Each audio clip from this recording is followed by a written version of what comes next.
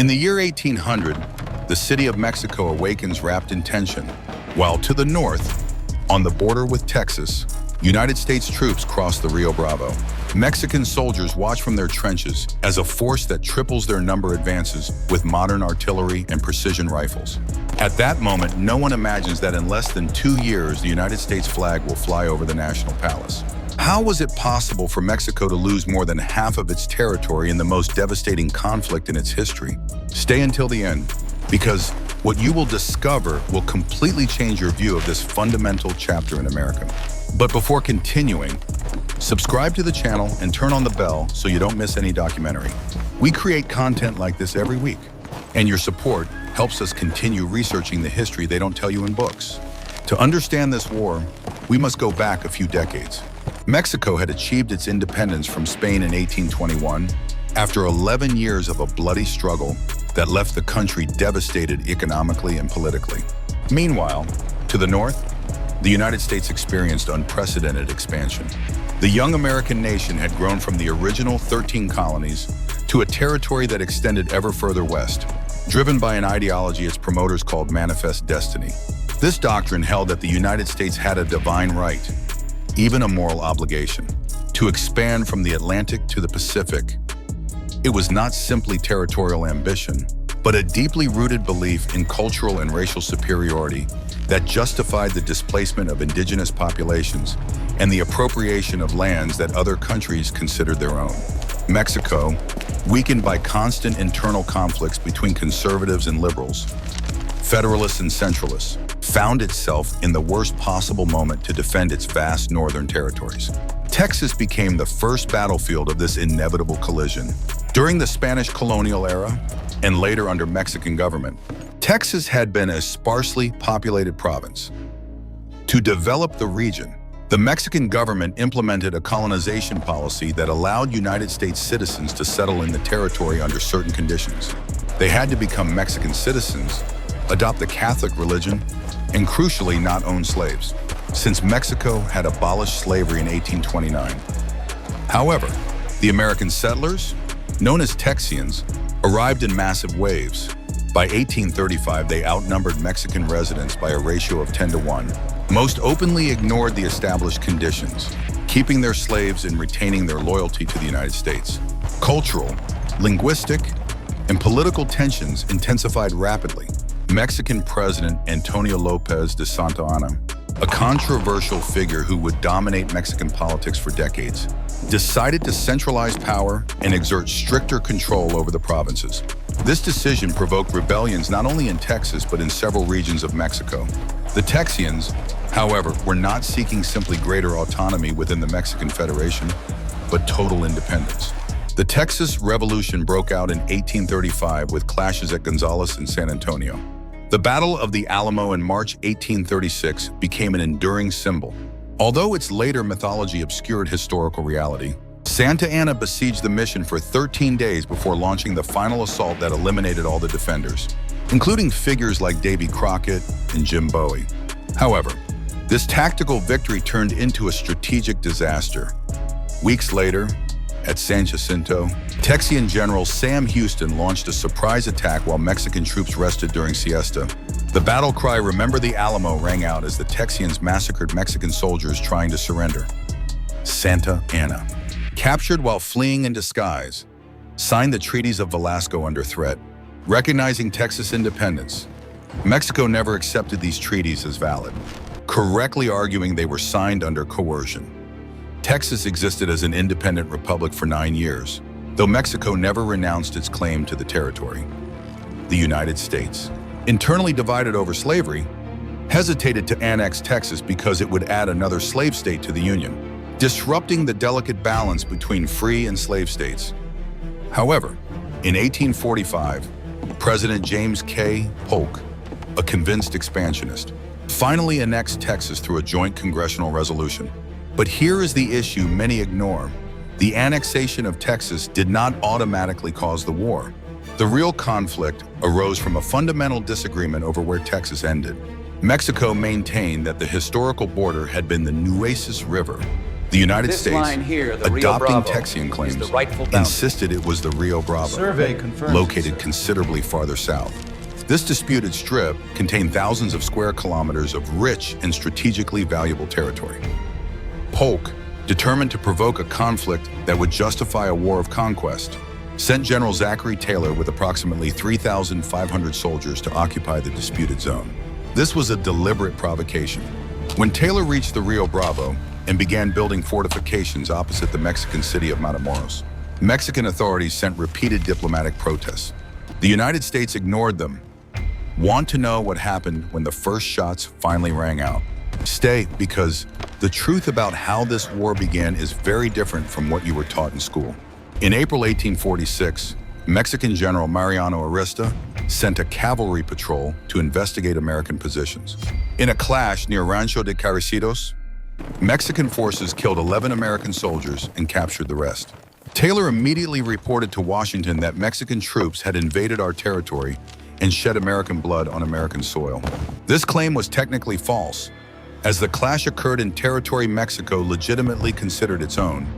However, Polk used it to request a declaration of war from Congress. On May 13, 1846, the United States officially declared war on Mexico, claiming Mexico had initiated hostilities. The reality was that Polk had actively sought a pretext for war, and Taylor had been sent precisely to provoke a Mexican response that could be characterized as aggression. The ensuing conflict revealed massive disparities between the two nations. The United States possessed a rapidly expanding industrial economy, a powerful navy, modern weaponry, and a population of more than 20 million. Mexico, with barely 7 million citizens, faced constant bankruptcy, paralyzing political divisions, obsolete armament, and disorganized military infrastructure. Initial battles confirmed these differences. In May 1846, Taylor defeated significantly larger Mexican forces at Palo Alto and Resaca de la Palma, using mobile artillery that could fire accurately at distances the outdated Mexican pieces could not reach. American soldiers carried modern percussion rifles, while many Mexican soldiers still used colonial-era flintlock muskets. However, reducing the war to simple technological superiority would be unfair to the Mexican soldiers, who showed extraordinary bravery under desperate conditions. In the Battle of Monterrey in September 1846, Mexican defenders turned every house into a fortress, forcing Americans to fight literally house by house, room by room. Mexican soldiers drilled holes in walls to move between buildings without exposing themselves to enemy fire, a remarkably advanced urban warfare tactic for the era. Taylor, impressed by Mexican resistance and concerned about rising American casualties, negotiated an armistice allowing Mexican forces to evacuate the city with their weapons. This decision sparked controversy in Washington, where Polk and his advisors wanted a decisive victory to break Mexican will to resist completely. Meanwhile, Santa Anna, exiled after the Texas debacle, saw opportunity in the national crisis. From exile in Cuba, he secretly negotiated with American agents, suggesting that if allowed to return to Mexico, he would work to secure a peace treaty favorable to the United States. Polk naively ordered the Navy to let Santa Anna cross the naval blockade. Once in Mexico, Santa Anna did exactly the opposite of what he promised. He assumed command of the Mexican army and began organizing resistance. With extremely limited resources, he managed to assemble an army of approximately 20,000 men and marched north to face Taylor. The Battle of Buena Vista in February 1847 was one of the bloodiest engagements of the conflict. Santa Anna's forces, though numerically superior, were exhausted after a forced march through the desert. Many soldiers arrived hungry, thirsty, and without adequate ammunition. Despite these appalling conditions, they nearly defeated Taylor. For hours, the outcome hung by a thread. At several moments, it seemed American lines would collapse under Mexican pressure. Only superior American artillery, particularly the flying batteries commanded by then-Captain Braxton Bragg, saved Taylor's army from catastrophic defeat. Santa Anna, facing critical shortages of water and ammunition, withdrew during the night. Technically, the battle ended without a clear winner, but strategically, Mexico lost its last chance to halt American advance in the north. Taylor became a national hero in the United States, eventually leading to his presidency. Santa Anna returned to Mexico City to face devastating criticism for his failure. Now subscribe if you haven't already, because what comes next is the most shocking part of this story. Polk, dissatisfied with Taylor's pace and suspecting the general harbored presidential ambitions, decided to open a second, much bolder front. He ordered General Winfield Scott, the highest-ranking American military commander, to launch a massive amphibious invasion against Veracruz, Mexico's main Gulf port, then march inland to Mexico City, replicating Hernan Cortes's conquest route over 3 centuries earlier. This unprecedented operation in American military history up to that point required meticulous planning. Scott assembled over 12,000 men in a fleet of transports that landed near Veracruz in March 1847. The city, heavily fortified and defended by the imposing San Juan de Ulua fort, seemed impregnable. Scott, aware a direct assault would cost thousands of lives, opted for a siege. For weeks, American artillery systematically bombarded the city. Projectiles fell on military and civilian buildings indiscriminately. Hundreds of Mexican civilians perished in the bombings. Finally, on March 29th, with the city in ruins and no hope of reinforcements, the Mexican commander surrendered.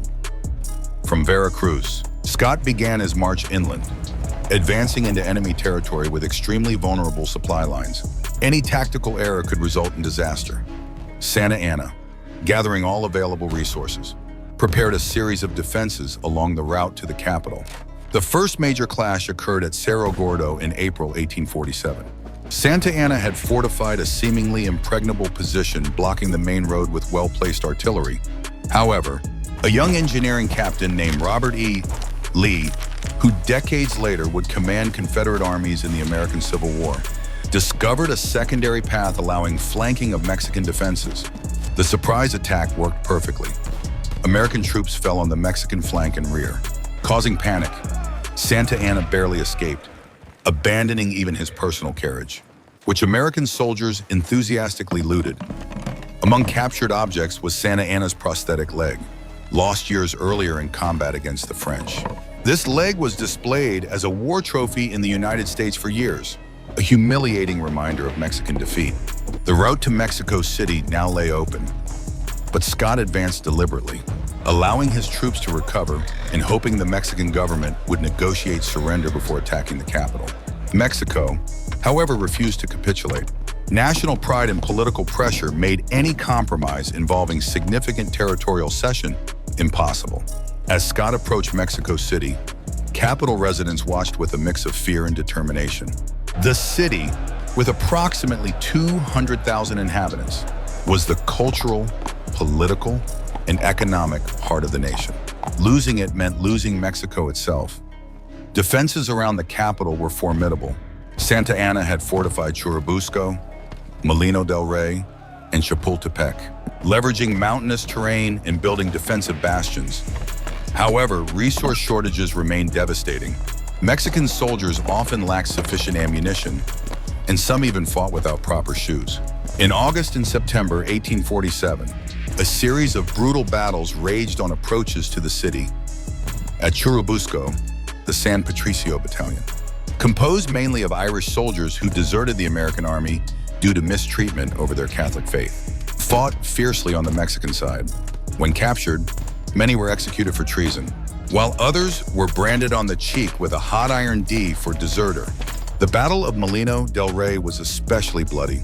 Scott received false intelligence that the site was used as a cannon foundry and ordered an unnecessary and costly assault. American troops suffered over 700 casualties, their highest single-day loss in the entire war, only to discover the intelligence was false. Finally, only Chapultepec remained, a fortified castle on a hill dominating western approaches to the city. The castle housed the military college where young cadets trained. When it became clear Scott would attack, cadets were ordered to evacuate. However, 6 of them, some barely teenagers, refused to abandon their posts. On September 13, 1847, after intense artillery bombardment, American troops assaulted Chapultepec. The fighting was fierce and hand-to-hand. The cadets, later known as the Boy Heroes, fought to the end. According to Mexican tradition, Cadet Juan Escutia wrapped himself in the Mexican flag and jumped from the castle walls to prevent it falling into enemy hands. Though modern historians debate the literal truth of this account, what is undisputed is that the 6 young men lost their lives defending an untenable position. They became enduring symbols of Mexican sacrifice, and their names Juan de la Barrera, Juan Escutia, Francisco Marquez, Agustin Melgar, Fernando Montes de Oca, and Vicente Suarez are venerated in Mexico to this day. With Chapultepec's fall, the road to Mexico City lay completely open. On September 14, 1847, American troops marched through the capital streets. Santa Anna had evacuated the government and army during the night. City residents watched with rage and sadness as the United States flag rose over the National Palace. But occupation of the capital did not immediately end resistance. Mexican guerrilla groups continued attacking American supply lines. In Mexico City, there were several urban insurgency attempts. Scott responded with an iron fist, publicly executing captured guerrillas to intimidate the population. Stay tuned, because now comes the part that will truly surprise you: the peace negotiations and how Mexico lost exactly half its territory. With the capital occupied and the Mexican army shattered, the Mexican government, operating from Querétaro, finally agreed to negotiate. The United States sent Nicholas Trist as chief negotiator. Trist's instructions were clear: secure cession of California and New Mexico, plus confirmation of the Texas border at the Rio Bravo. In exchange, the United States would pay compensation and assume certain debts American citizens claimed against Mexico. Negotiations were tense and bitter. The deeply divided Mexican government debated whether to continue guerrilla resistance or accept defeat. Some politicians argued surrendering and ceding territory amounted to national treason. Others held that continuing the war would only result in losing even more territory, perhaps all of Mexico. In the United States, a parallel debate raged. A movement known as All Mexico gained strength, arguing the United States should annex all Mexico, not just northern provinces. Its advocates claimed Mexicans were incapable of self-government and would benefit from American civilizing tutelage. This argument was deeply rooted in era racism. However, this proposal faced significant opposition. Southern states paradoxically feared incorporating millions of Catholic mestizos into the Union. Northern abolitionists opposed territorial expansion because it would add more slave territory. Polk, though tempted by annexing more, finally decided to limit to original objectives. Trist, acting with some independence from Washington, negotiated what became the Treaty of Guadalupe Hidalgo, signed February 2, 1848. The treaty stipulated Mexico ceded approximately 2.4 million square kilometers, including present-day California, Nevada, Utah, most of Arizona, New Mexico, Colorado, and Wyoming.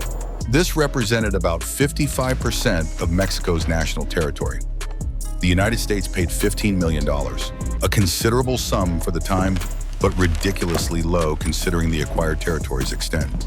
The United States assumed $3.25 million in claims by American citizens against the Mexican government.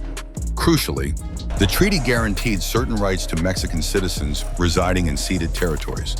They could keep properties, practice religion freely, and, if desired, become United States citizens with full rights. When the treaty reached the Mexican Congress for ratification, it provoked passionate and painful debates. Many deputies considered the agreement an unbearable national humiliation. However, reality was undeniable. Mexico had lost militarily and lacked the capacity for effective, continued resistance. On May 30, 1848, the Mexican Congress ratified the treaty by a narrow majority. For Mexico, the war was a national catastrophe of epic proportions. Beyond massive territorial losses, the country suffered approximately 25,000 dead, mostly civilians. The already weak economy before the conflict was completely shattered. The national treasury was bankrupt. Infrastructure was damaged or destroyed across wide areas. Perhaps most devastating was the psychological impact. The war confirmed Mexicans' worst suspicions about American expansionist intentions and left a deep wound in the national psyche that persists today. For the United States, the war was a crushing military triumph, achieving territorial objectives but also planting seeds of future conflicts. The acquired territory immediately reopened the explosive question of whether new states would be slave or free. The Compromise of 1850 attempted temporary resolution, but tensions only intensified. Barely 13 years after the Treaty of Guadalupe Hidalgo, the United States tore itself apart in a civil war. Its bloodiest conflict, partly due to disputes over slavery in territories conquered from Mexico. Many officers gaining crucial experience in Mexico later faced each other on opposite sides in the Civil War. Robert E. Lee, Ulysses S. Grant, Thomas Stonewall Jackson, George B. McClellan, and dozens of other future Confederate and Union generals learned their trade in battles against Mexico. Grant, reflecting years later, wrote in his memoirs that he considered the war with Mexico one of the most unjust ever waged by a stronger nation against a weaker one. Promises made to Mexicans in ceded territories were systematically violated.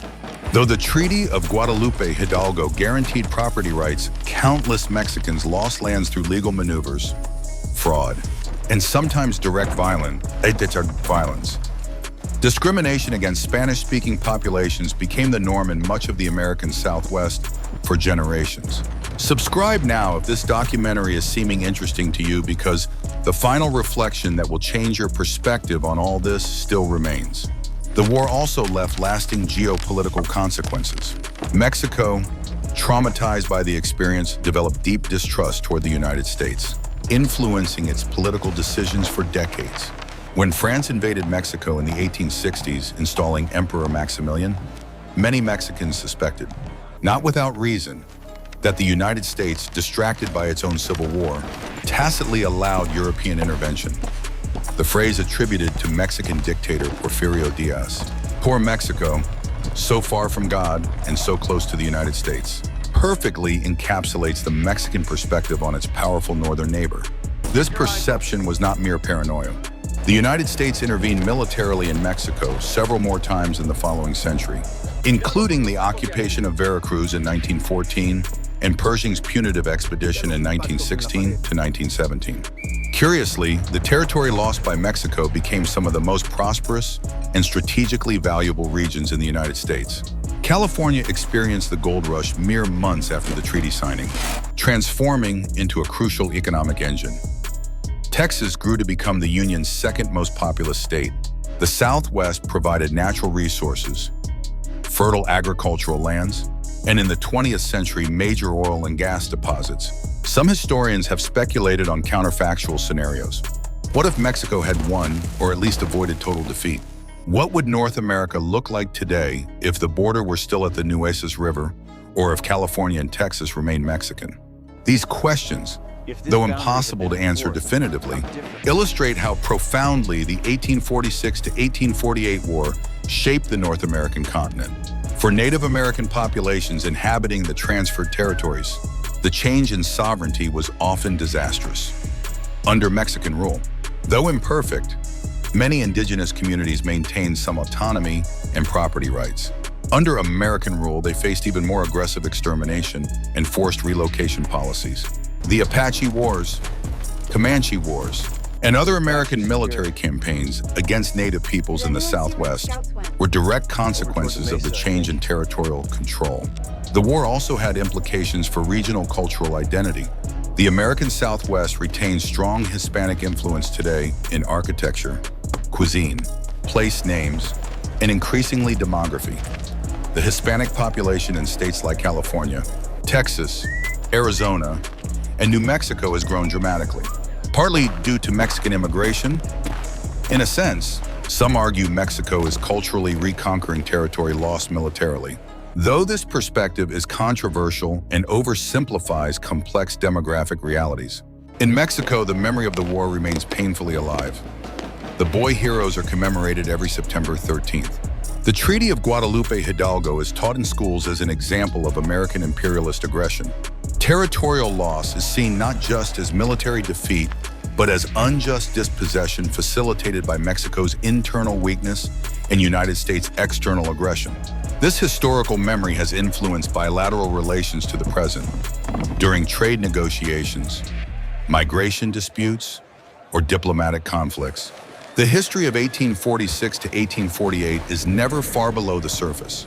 For many Mexicans, it represents definitive proof that the United States, when it suits, does not respect the sovereignty of weaker nations. However, the full history is more nuanced than simple victim-villain narratives.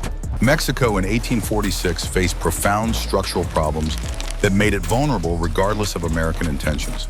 Paralyzing political divisions between Federalists and Centralists, a backward agrarian economy, lack of national cohesion in remote territories like California and New Mexico, a poorly equipped and worse-funded army, and elites more concerned with internal power struggles than national defense.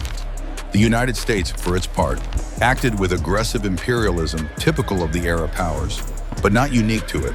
The 19th century was an era of European imperial expansion in Africa and Asia, Russian conquests in Central Asia, and constant colonial wars. This does not justify American aggression, but it contextualizes it within broader global patterns. The fundamental question remains, was the Mexican-American War an unjustified war of conquest, or the inevitable result of larger historical forces? The answer likely contains elements of both perspectives. Polk and American expansionists clearly sought and provoked the conflict. Mexico, weakened and divided, was unable to effectively defend territory it nominally controlled but could barely administer. Today, more than 175 years later, this war's legacy continues shaping North America. The 3,000-kilometer border between Mexico and the United States, established by the Treaty of Guadalupe Hidalgo and slightly modified by the Gadsden Purchase in 1853, is one of the world's most crossed and most watched borders.